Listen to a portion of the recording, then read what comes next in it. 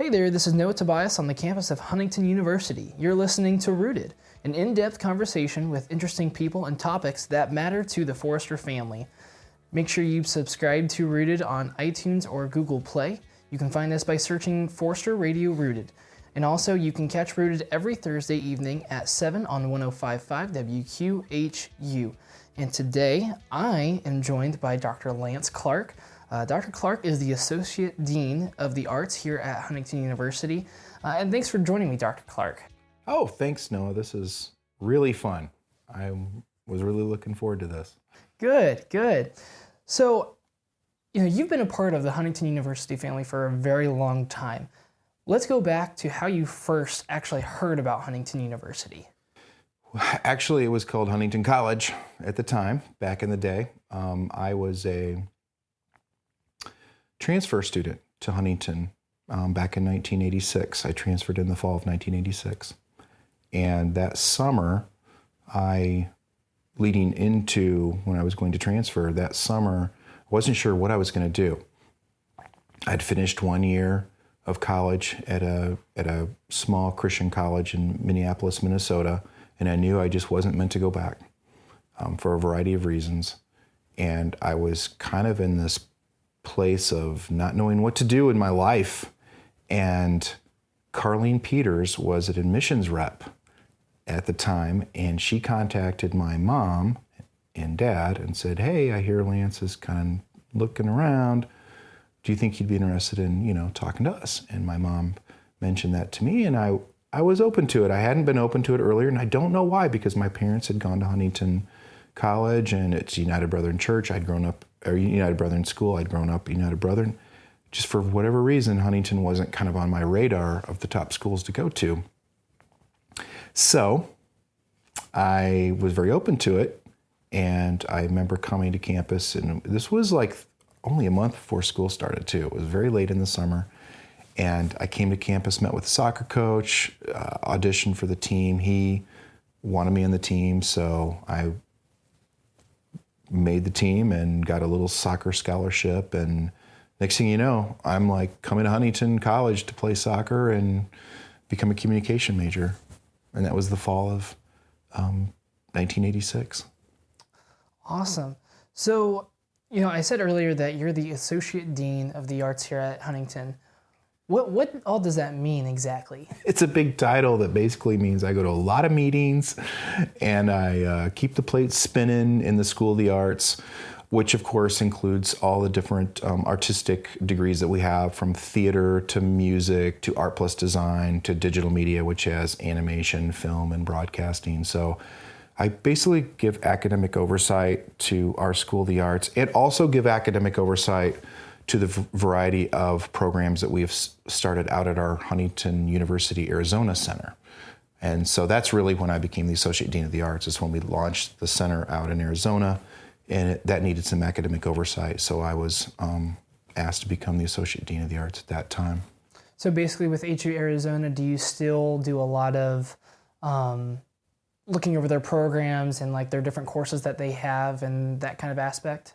That's exactly what I do. I just make sure that, since it's an extension of our programs here, I just kind of help and make sure that the courses are offered in a similar way, that our student learning objectives, or SLOs, are being met, that we have adequate adjunct faculty, that our current faculty that are out there are getting the support that they need, that they're feeling like they're a part of our team here, and just kind of help be a liaison between our Arizona Center and administration here at the main, what I call the mothership campus here at Huntington.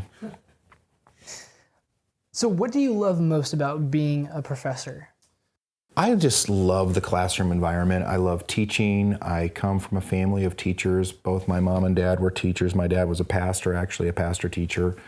And my mom was an elementary school teacher and then eventually an administrator at a Christian school. So I'm kind of not surprised that I ended up in education. I do enjoy the classroom environment. I enjoy the interaction with students, both in and outside of the classroom. it's kind of what gets me up in the morning, just knowing that you're coming into a classroom environment or the collegiate environment, and every day it gets you out of bed to go, what new fun, exciting things are going to happen today? What challenges are there today as you interact with students and faculty and staff? And every day's different. Every day's a new, some new challenges to face, and I love it. It's hard to believe I'm actually entering into my 27th year. This fall will be my 27th year at Huntington, which I just can't believe that. I mean, I started in 1993 thinking that, well, maybe I'll do this for a few years before I head out to California. That was kind of a dream that I had to eventually end up in California in the film industry. But the more I got involved in the campus setting here, the more I just fell in love with it and just enjoyed building our communication program at that time, and then slowly watching our film studies program grow, and then eventually our digital media arts programs in animation, film, and broadcast media take off back in 2005. So I've had a lot of challenges over the years. They've been good challenges, but I mean, they've been challenges that have allowed me to stay very tuned in to the campus environment, and it's kept me challenged, I guess I should say. One of the neat things about this area of study is that it's not static. I love my colleagues who are teaching in the humanities division, English and history and philosophy and theology. I have so much great respect for the humanities and the liberal arts side of what we do here.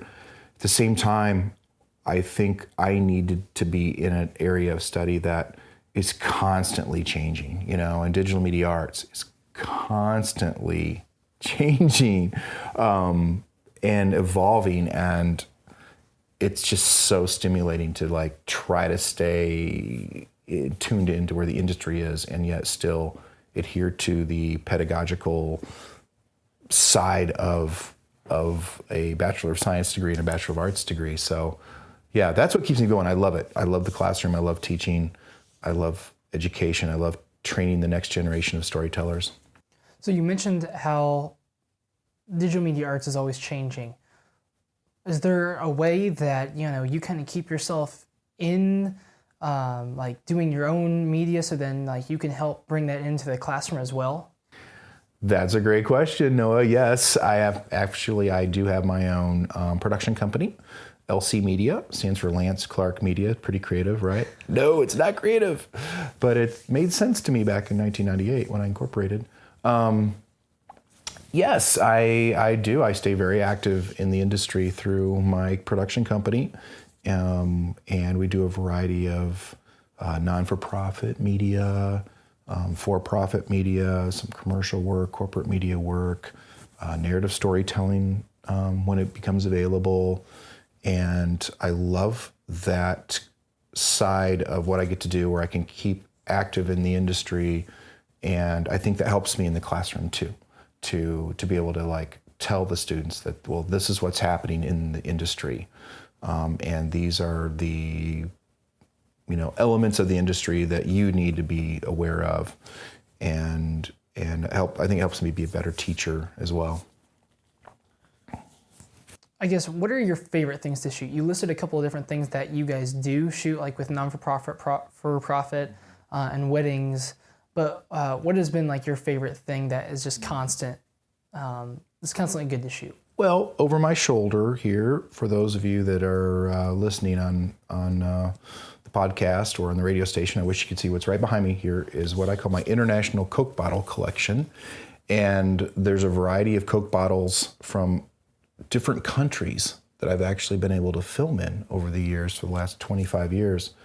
And I really love international filmmaking. I love the challenge of going into another country, especially a developing nation, and taking the tools of communication, mainly camera, audio, and helping to tell the story of a non-for-profit or an NGO, and telling their story so that audiences can find out what they're doing and how audiences then can help either support through financial or gifts or giving or time to these nonprofit organizations. And that's been very rewarding for me over the years. Plus, I usually take a group of students with me as well. Last January for J-Term, we actually took a group of students down to the Dominican Republic and got to go up into the mountains and help a nonprofit organization, Crosswinds, who help with troubled teenagers from North America who are, it's like the last stop before they would be incarcerated. You go to, Crosswinds, and they go through this academy. Well, we were able to go down and tell that story for them. And they're using it. I mean, we took a group of students down. I think we produced 4 short narrative or testimonial type films, and they're actually on their website now. They're pushing it through social media. It's like it is being used to help create awareness for this non-for-profit, and I love that. And I did grab a Coke bottle from Costa Rica as well. Dominican Republic, because I don't have one yet from there. So that's always fun. It has to be real Coke inside a Coke bottle, and I have to check it in. It's a real pain to get it through because it's got to check it into the plane. I can't carry on. And then it gets into my collection here, and it's a lot of fun. But that's probably one of the things I love to do, international filmmaking. I think domestically, I really enjoy, again, non-for-profit filmmaking. Again, helping tell the story of a non-for-profit that they don't have the resources necessarily to do it. They don't have the help with inside their organization, even though everybody's got a cell phone, everybody can shoot video now or take pictures. And yeah, there's some of that they can do on their own for Instagram and Facebook, but they still need help on how to tell that short branding piece video. And that's something that I really enjoy doing as well. So when you get done shooting a nonprofit video, you edit it, you give it back to the company, and you see just the look on their face of, oh my gosh, like I can't believe like what I just told them to do came to life, and it's even better than what I imagined. What goes through your mind when you see that? Yeah, it's very satisfying, and I actually my style of storytelling is really engaged in collaboration. So they have been a part of the journey for the most part. I like to get them even writing the first draft of their branding pieces. Like, help, your story better than anybody else. You guys write it the best you can. Then I'll take it, or myself and some students that I hire will take it, and then we'll rework it, make it sound right for video. And so they have been a part of the decision-making process, and I really do. It is very satisfying when you know that they're super happy with it, and I do hear that from a lot, that this was something that we never could have done ourselves. Thank you. And then to see the impact, I just had a meeting yesterday actually with the United Way of Huntington County, and we're getting ready to look at their new branding film for next year. I've worked on their branding films for the last maybe 15 years. And to know that the video from last year was played not only in front of a lot of organizations and groups to help bring awareness to their campaign, but it actually was pushed heavily online. And actually, the video helped raise close to $650,000 just here in this county alone. And so that's really rewarding to know that it works. It goes out there and it actually raises not only awareness, but helps raise donations so that these non-for-profits can do what they're called to do. So what is your main goal for this company? For LC Media, I would say the main goal is to be sustainable. It needs to actually make money, make a profit, so that I can further do what I want to do, which is to hire Huntington University students to come alongside and get experience and real life experience, but also that we can keep investing back into the company with purchasing new equipment and new gear that can help stay relevant in the industry.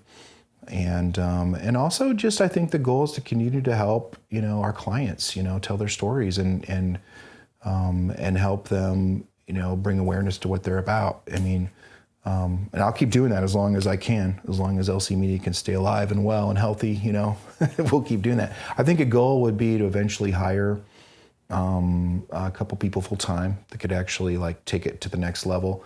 And obviously, as the Associate Dean of the Arts and as a professor here, it's a part-time thing for me. I can only do it as long as I have time to do it. And I'm finding my responsibilities, more and more. I'm, assuming more and more, leadership here at the university. So I find it difficult to really give LC Media the time that it needs. So I'm looking here in the near future to hire, some people maybe full-time that can actually take it to the level that it really could be at. Is LC Media becoming a lot more popular than what you thought it was going to be when you first started it? It's taken on some bigger clients than I originally thought it was going to do. LC Media really got launched in the late 90s out of the need to tell some missionary stories. And I was approached by a couple mission organizations to hey, can you come over and tell our story, over in Romania? And we would do 1 or 2 a year, and then obviously I do some other for-profit stuff. Like you mentioned, I have filmed quite a few weddings and event videography and that kind of stuff. But I've always been able to throttle that and keep that, kind of contained on what I can actually handle. But now, as of late, in the last couple of years, I've taken on some bigger clients, and it's needs a lot more attention, So it's a good problem to have, it's growing. For sure. Have you ever thought about, because LC Media is becoming bigger than what you had originally thought when you first created it, have you ever thought maybe taking a couple years off from Huntington University, really trying to focus on LC Media, and then seeing where that goes, and then possibly coming back to Huntington University at all? I never really have. I don't think that's how higher ed works. I mean, once you it's like a stream, and if you pull yourself out of the stream, that the water's still going down, and the Wabash, river is still flowing. So yeah, if I was to pull out, it would be probably a permanent pull out, and I don't have any plans to do that. If anything, I would like LC Media to be kind of its own entity and kind of, self-run with leadership that has come from within, hopefully. And then I could still serve as a role of kind of giving an advisory role to it at some point. I mean, I still would be, I guess, I don't know what role I would play, but chief owner, operator of it. But I would love to see it expand and where it can hire more people and kind of do what it needs to do. I've been fortunate enough to get the Reader's Choice Award in Fort Wayne newspapers the last 7 years. So I know there's a lot of support out there for it. I know people really do enjoy working with LC Media, and they enjoy the product that it provides. And so I think there's more potential for LC Media. It's possible in the future to do feature filmmaking as well. That's another area that I'd love to develop, looking at features and developing that. And again, hiring all Huntington grads, or Huntington students to work on that. And we're looking for some stories right now for that, and I'm coordinating with Professor Matt Webb on that. So who knows? It's exciting to see what might happen. What does your wife think when you're still working on different projects during the summer and stuff? Does she come along with you sometimes to your wedding shoots, or I guess how does that go? Mary has been an integral part of LC Media for many years, and for a long time she was employed by LC Media. She was my one employee. But as of late, she just finished her master's degree in counseling, and now she's a full-time counselor. She's a therapist. And so I kind of fired her in a way. I didn't really fire her. How do you fire your wife? That's cruel. But we just had a good conversation. I'm like, you can't do both. You can't be a therapist and, my editor and all that. So she agreed. She knew it was time for her to move on. So this year, 2019, she's pretty much pulled out of anything to do with LC Media. But no, she appreciates LC Media. I mean, LC Media has been a way to help offset, my income. Maybe a lot of students don't realize that faculty are only on a 9-month contract. And so we have the summers, June, July, and August are our faculty's months to, either generate additional income, or I guess you just take that time off if you just want to rely on your 9 months of, pay from your contract. But I've always been one. I'm a hard worker. I love to work. I've never taken the summer off. I don't even know what that would look like. I have no idea. I mean, I have colleagues that do that. I just couldn't do it. And so LC Media has been mainly what I've done over the summer months. And that's really when it ramps up. I still do a few things during the school year, but for the most part, it's, that June, July, August. I mean, it's pedal to the metal, and we're just cranking it out. I've got 4 students lined up this summer to work with LC Media, and we're going to be really busy. That's awesome. Well, and it's really cool that your wife was able to come along with you when it first started, and you guys were able to do those things together, and that's how you guys kind of built your relationship even further through something that you really loved, and it kind of became something that she loved as well. Yeah, and we really have viewed LC Media to be a type of a ministry for us. I mean, we've been able to meet so many great people and help people tell their stories, even with weddings. We love filming weddings because you're telling the story of a couple's, one of their highlights of their relationship, right? And it's just really fun to film a wedding and to see that all come together. And in post-production, you're editing and telling that story in a very creative way. It's not just set a camera up at the back of the church and record and then hand them the tape afterwards. No, you take all that media and you edit it and you try to help tell the story of that day. And it's really fun. And we've enjoyed, Mary and I have probably filmed close to 500 weddings together over the years. So we hear those those vows over and over. And that's been a lot of times. It's been fun to kind of make eye contact during a wedding, during a certain special part of the wedding, and just kind of like affirm each other, And so it's been a lot of fun. Awesome. So how can we pray for you and your business and for your role here at Huntington University? Oh, no. Oh, thank you, Noah, for that. Always, I think prayer is where it's at, praying for wisdom and discernment on how to lead the various aspects of the School of the Arts, and just as we go into the future, like, what are the right next steps? God says in Proverbs that, trust the Lord and he will show you the way, the next step. Basically, it's like that image of, holding a lantern out front, and we're just guaranteed that next step. We're not guaranteed to see the full map, the full path to the future, but just prayers on the next step, wisdom for each step of the way as we grow, as we develop, as we think about new innovations and new aspects of digital media arts and the School of the Arts. That's I would really value that. With the company, just prayer for just sustainability. We are listening for wisdom on the right types of clients to work with. What are the right types of nonprofit organizations to partner with as we go forward? That's always an area of prayer and concern for us. Awesome. Well, we will definitely be doing that. Thank you, Dr. Clark, for joining me on this episode of Rooted. Really appreciate you. Well, thank you for this opportunity. I appreciate you and the Forrester Digital Network and everything that you guys are doing over there. It's very exciting. And if I could be a student all over again and transfer or even come to Huntington, I can't imagine it would be so fun to enter into the broadcast media program today. I can't imagine I would have just gone nuts in this program if I could have done it. So it's fun to see how well you guys are doing and all the exciting things going on over there. Thank you. Appreciate it. And thank you, everybody, for listening. Make sure you subscribe to Rooted on iTunes and Google Play, and also on Spotify. And remember, you can listen to Forrester Radio anytime, anywhere on the Radio FX app. Thank you, everybody, for listening, and stay rooted, HU.